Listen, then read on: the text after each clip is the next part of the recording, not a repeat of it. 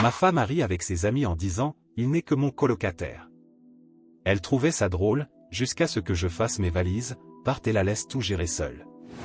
Elle pensait que je n'étais qu'un colocataire, quelqu'un sans importance. Mais quand elle a réalisé que je n'étais plus là pour partager les factures et faire fonctionner les choses, son rire s'est éteint.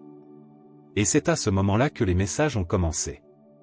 Je n'aurais jamais imaginé entendre ma propre femme parler de moi de cette manière. Nous étions à un dîner informel avec ses amis, un événement qu'elle avait planifié depuis des semaines. Je ne voulais même pas y aller. Ces soirées étaient toujours les mêmes, elle bavardait avec ses amis pendant que je restais là, presque ignoré. Mais cette fois, je n'étais pas assis juste à côté d'elle. Le restaurant était bondé et nous nous sommes retrouvés à une longue table, suffisamment éloignée pour qu'elle pense probablement que je ne pouvais pas entendre. Au début, je n'écoutais même pas. Mon esprit était ailleurs, probablement à penser au travail ou à ce que nous ferions ce week-end. Mais ensuite, parmi les discussions habituelles, j'ai entendu une question qui m'a fait tendre l'oreille. « Alors, comment se passe la vie de marié ?» Sa réponse ? Un rire. Un rire fort et moqueur, suivi des mots que je n'oublierai jamais. « Ah, voyons. Il n'est que mon colocataire. » Mon monde s'est arrêté. Je ne me souviens pas exactement de la suite de la conversation, car mon esprit s'est vidé. Ce n'était pas seulement ce qu'elle avait dit, mais la manière dont elle l'avait dit. Ce n'était ni une plaisanterie affectueuse ni une blague sarcastique. Elle semblait sérieuse, indifférente, comme si elle avait déjà accepté cette vision de notre relation comme un fait. Pire encore, la réaction de ses amis, des ricanements, des hochements de tête montrait clairement que ce n'était pas la première fois qu'elle disait quelque chose comme ça. Je suis resté là, sentant le poids de ces mots s'enfoncer dans mon estomac comme une pierre. Je n'étais pas en colère. Pas encore. Pas même triste. Juste abasourdi. Était-ce ainsi qu'elle me voyait vraiment? Juste un colocataire? J'ai commencé à repasser mentalement les derniers mois, peut-être même la dernière année, essayant de comprendre à quel moment tout avait changé. Quand avais-je cessé d'être son mari pour devenir simplement quelqu'un qui partageait son toit? Étais-je l'aveugle tout ce temps? Je n'étais pas parfait, personne ne l'est, mais je ne l'avais jamais vue comme moins que ma femme. Je travaillais dur, la soutenais, faisais des efforts pour maintenir notre mariage. Et pourtant, là, elle était, me réduisant à un simple compagnon de logement. Le reste du dîner a été un flou. Je n'ai pas dit grand-chose, je n'ai pas réagi, je ne l'ai pas confronté sur le moment. Que devais-je faire? Faire une scène au restaurant? Exiger une explication devant ses amis? Non, je ne lui ferai pas le plaisir de montrer que ces mots m'avaient atteint. Mais, à l'intérieur, quelque chose avait changé. Pour la première fois, j'ai observé ma femme différemment. La façon dont elle ne m'adressait presque pas la parole. L'enthousiasme dans ses conversations avec ses amis, pendant que j'étais totalement ignoré. La manière dont elle riait et s'amusait, comme si je n'existais pas. Et soudain, j'ai compris la vérité, j'étais déjà juste un colocataire. Je ne l'avais tout simplement pas encore réalisé. Quand nous sommes rentrés à la maison, je n'ai rien dit. Je n'ai rien demandé. Je n'ai exigé aucune explication. J'étais encore en train de tout assimiler, d'essayer de comprendre ce que je ressentais. Mais une chose était certaine, quelque chose avait changé.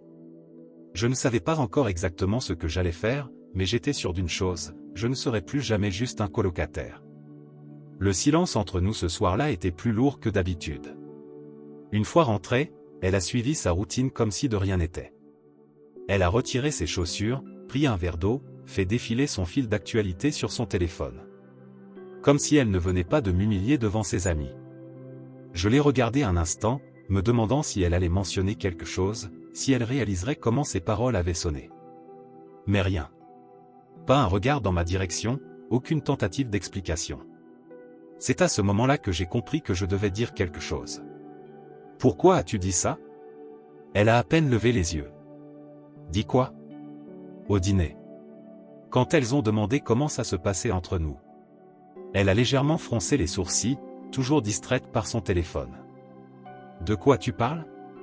Tu as dit que j'étais juste ton colocataire. » Cela a enfin attiré son attention. Elle m'a regardé et a levé les yeux au ciel, comme si j'exagérais. « Oh, ça ? Mon Dieu, c'était juste une blague. » J'ai laissé échapper un rire amer. Une blague? Tu ne semblais pas plaisanter. Son hésitation m'a donné la confirmation que je cherchais. Ma poitrine s'est serrée lorsque la réalité m'a frappé de plein fouet. Ce n'était pas juste une phrase qu'elle avait lancée sur le moment, c'était quelque chose qu'elle avait déjà dit auparavant, quelque chose en quoi elle croyait réellement. Il ne s'agissait pas seulement des mots en eux-mêmes, mais de ce qu'ils représentaient. Elle avait déjà abandonné ce mariage. Peut-être depuis longtemps. Peut-être que je m'accrochais à quelque chose qui était déjà terminé. Je n'étais pas en colère. Pas encore. J'étais juste fatigué. Je crois que tu ne me considères plus comme ton mari, murmurai-je, plus pour moi-même que pour elle. Elle soupira encore une fois, se frottant les tempes, comme si je l'épuisais. On peut ne pas faire ça maintenant? C'était tout? Pas d'excuses, pas de tentative d'explication, juste une demande d'éviter le sujet. J'acquiesçai lentement. D'accord, dis-je d'une voix basse. Je me retournai et allai dans notre chambre, mais au fond de moi, je savais que cette conversation n'était pas terminée. Loin de là. Elle ne me voyait plus comme son mari. La femme qui dormait à côté de moi, si on pouvait appeler ça dormir ensemble, puisqu'elle avait passé la nuit tournée de l'autre côté, comme une barrière physique entre nous, n'avait plus de respect pour moi. Peut-être depuis longtemps. Et si c'était le cas, que faisais-je encore là? Le lendemain matin, je me réveillai plus tôt que d'habitude.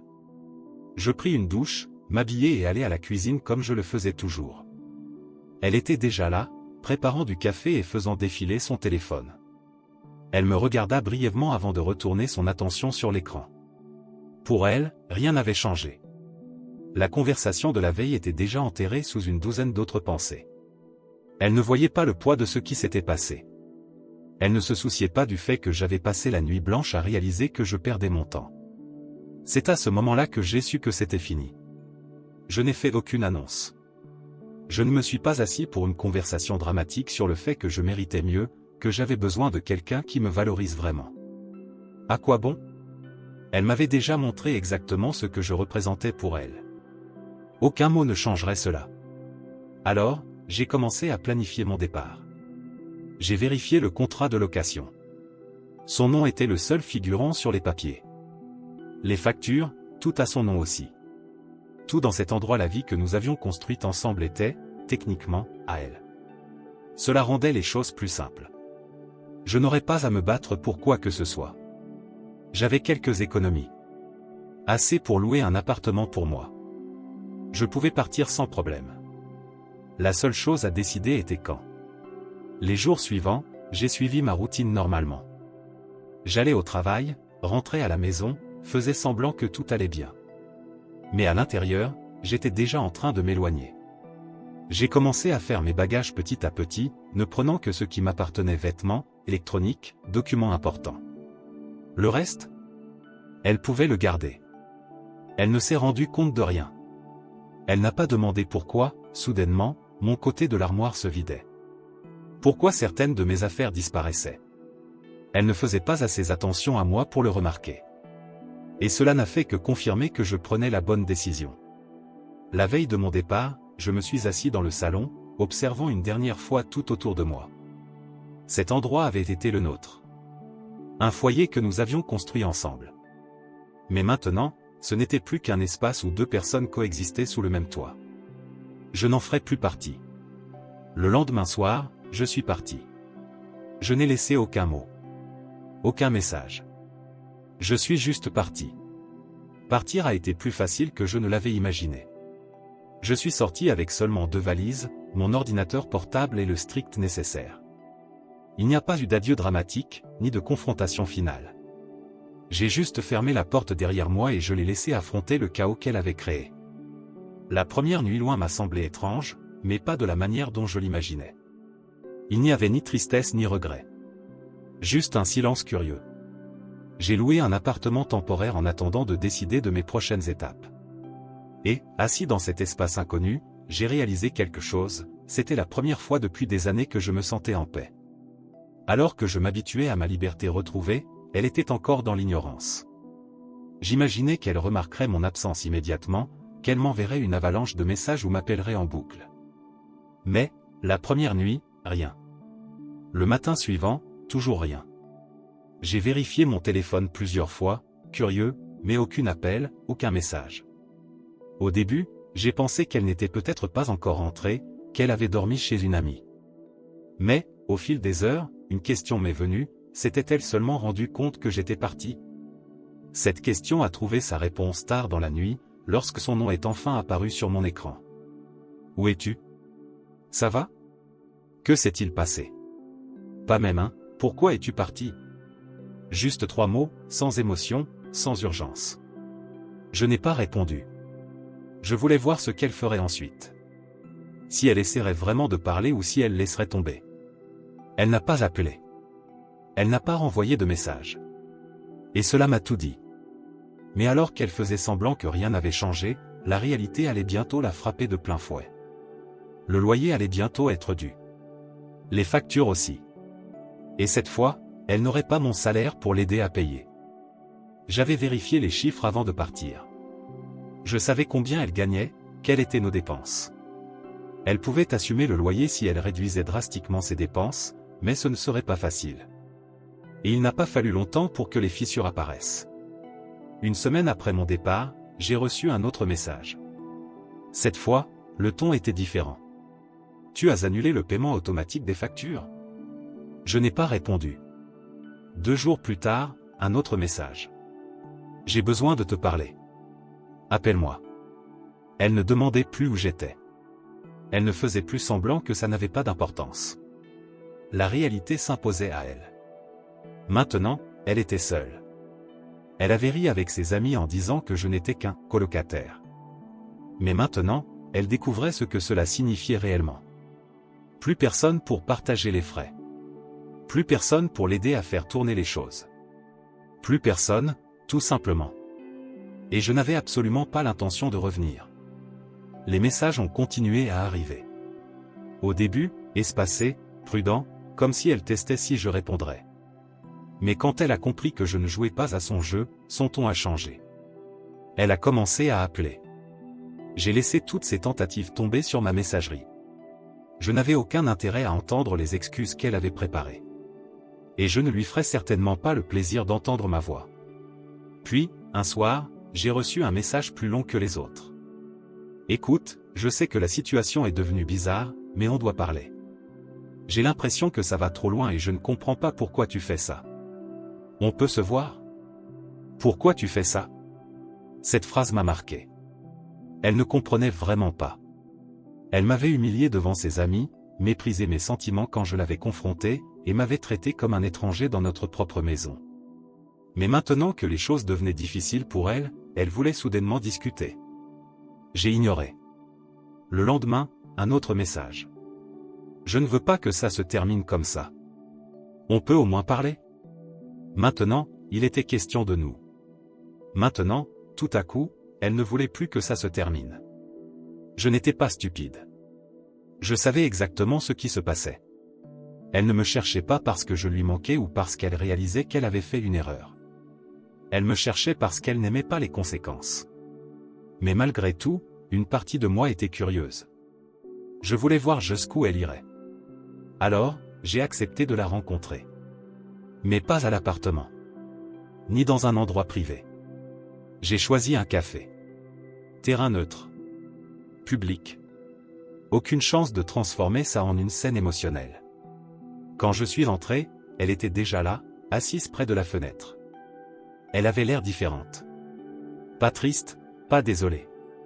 Juste nerveuse. Dès qu'elle m'a vu, elle a esquissé un sourire forcé. « Salut !» J'ai hoché la tête et me suis assis en face d'elle, attendant. Elle a hésité avant de parler, serrant sa tasse de café comme si elle avait besoin de s'accrocher à quelque chose. Je ne sais pas trop par où commencer. Je suis resté silencieux. Elle a soupiré. Je pense juste que tu as exagéré. Je n'ai pas voulu dire ce que j'ai dit de la façon dont tu l'as interprété. Et je pense que si on en parle, on peut arranger les choses. J'ai laissé ces mots flotter entre nous un instant avant de répondre enfin. Tu crois que je suis parti à cause d'une seule phrase que tu as dite? Elle a cligné des yeux, comme si cette possibilité ne lui avait jamais traversé l'esprit. Je me suis légèrement penché en avant. Ce n'était pas une blague. C'était ce que tu pensais vraiment. Et cette nuit-là, j'ai réalisé que j'en avais assez de vivre un mariage où je n'étais rien de plus qu'un colocataire pour ma propre femme. Ses lèvres se sont entr'ouvertes, comme si elle voulait protester, mais aucun mot n'est sorti. Elle savait que j'avais raison. Mais elle a quand même essayé à nouveau. Je ne voulais pas dire ça comme ça. Elle a insisté. Je faisais juste une blague. Mes amis et moi, on plaisante comme ça tout le temps. J'ai secoué la tête. Les blagues ont toujours un fond de vérité. Elle n'avait rien à répondre à ça. Un long silence s'est installé entre nous. Puis, finalement, elle a soupiré et s'est adossée à sa chaise. Alors, c'est fini? J'ai hoché la tête. C'est fini. Elle a baissé les yeux vers son café, son expression indéchiffrable. Et, pour la première fois, j'ai vu. J'ai vu l'instant exact où elle a compris qu'elle m'avait poussé trop loin. Qu'il n'y avait plus de retour en arrière possible. Je me suis levé et lui ai dit. Prends soin de toi. Et sur ces mots, je suis parti. Pour la première fois depuis des années, je n'avais plus à me demander où j'en étais dans ma propre relation. Plus besoin de me demander si j'étais apprécié ou si je perdais mon temps à essayer d'être quelqu'un d'important pour elle. J'avais ma réponse. Et maintenant, j'avais ma liberté. Elle a essayé de me contacter quelques fois dans les semaines suivantes. Rien de dramatique. Juste des tentatives discrètes de rouvrir la conversation. Hey, juste un message pour voir comment tu vas. Dis-moi si tu veux parler. Je n'ai pas répondu. Elle ne me cherchait pas parce que je lui manquais. Elle me cherchait parce que ce que je faisais pour elle lui manquait. Elle regrettait le confort. La stabilité financière. La facilité d'avoir quelqu'un à ses côtés. Mais l'amour? Le respect? Ces choses n'avaient jamais fait partie de l'équation pour elle. J'ai appris, par une connaissance commune, que quelques mois plus tard, elle avait dû déménager. Elle ne pouvait plus payer le loyer toute seule. Elle avait dû abandonner l'appartement. L'appartement qui était autrefois notre appartement, mais qui, en réalité, avait toujours été le sien. Je ne vais pas mentir. Une partie de moi a ressenti une certaine satisfaction en l'apprenant.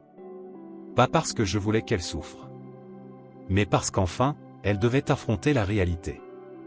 Elle m'avait traité comme un objet jetable. Et au final, elle a dû apprendre ce que ça signifiait d'être vraiment seule. Quant à moi, j'ai avancé. J'ai trouvé un nouvel endroit. Un appartement plus petit, mais qui était à moi, en tout point. Pas d'espace partagé. Pas quelqu'un pour me traiter comme un meuble. C'était calme. Paisible. Et chaque matin, en me réveillant, je ne ressentais plus de rancœur. Plus de frustration. Plus ce poids constant qui était devenu normal dans mon mariage. Je me sentais bien.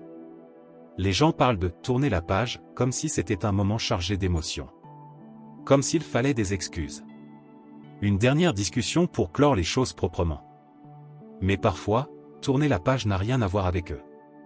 Ça a tout à voir avec vous. Avec le fait de comprendre que vous n'avez pas besoin d'excuses. Ni de validation. Vous avez juste besoin de partir. Et c'est exactement ce que j'ai fait. Commentaire Monsieur Reddit. Cette histoire nous pousse à réfléchir sur la valeur que nous nous accordons et sur ce que nous sommes prêts à tolérer dans une relation. Souvent, nous ne réalisons pas à quel point nous nous effaçons jusqu'au jour où nous prenons enfin la décision de partir. Et quand cela arrive, l'autre personne ne regrette pas notre présence, mais ce que nous lui apportions. Au final, la véritable libération ne vient pas d'excuses ou d'une dernière conversation, mais du choix d'avancer sans se retourner. Qu'en pensez-vous? Avez-vous déjà vécu quelque chose de similaire? Partagez votre avis dans les commentaires. Si vous avez aimé la vidéo, laissez un like et n'oubliez pas de vous abonner à la chaîne pour plus d'histoires et de discussions intrigantes.